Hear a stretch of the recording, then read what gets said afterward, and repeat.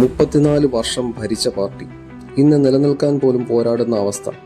ബംഗാളിൽ ചെങ്കോടി വീണ്ടും ഉയരുമോ, അല്ലെങ്കിൽ ചരിത്രയോടെ അവസാനിക്കുമോ?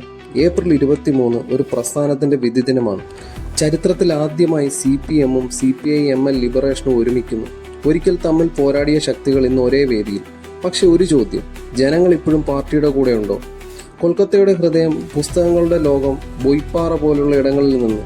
അതേസമയം ബംഗ്ലാ ബച്ചാവ് യാത്ര പോലുള്ള സംസ്ഥാനതല പ്രചാരണങ്ങളിലൂടെ സാധാരണ ജനങ്ങളുടെ പ്രശ്നങ്ങൾ നേരിട്ട് കേൾക്കാൻ വീടുകളിലേക്ക് ചെന്നെത്തുന്ന പ്രചരണമാണ് CPM നടത്തുന്നത്. വലിയ വേദികളില്ല. ജോലി, വിദ്യാഭ്യാസം, അടിസ്ഥാന സൗകര്യങ്ങൾ പോലുള്ള യഥാർത്ഥ പ്രശ്നങ്ങൾ അവർ മുന്നോട്ട് വെക്കുന്നുണ്ട്. മീനാക്ഷി മുഖർജിയെയും ലിപ്സിത ധാരണയും പോലുള്ള യുവ നേതാക്കൾ നയിക്കുന്ന ഈ പോരാട്ടം ഇത് വെറും ജയപരാജയത്തിന്റെ പോരാട്ടമല്ല, ബംഗാളിൽ നിലനിൽക്കാനുള്ള പോരാട്ടമാണ്. ഒരു സീറ്റ് പോലും നേടാനായാൽ തിരിച്ചുവരവിന്റെ തുടക്കമാകും, അല്ലെങ്കിൽ അത് വലിയ തിരിച്ചടിയായിരിക്കും. ഈ ഇലക്ഷനിൽ CPM തിരിച്ചു വരുമോ? നിങ്ങളുടെ അഭിപ്രായം പറയൂ. ഫോളോ ചെയ്യാൻ മറക്കല്ലേ.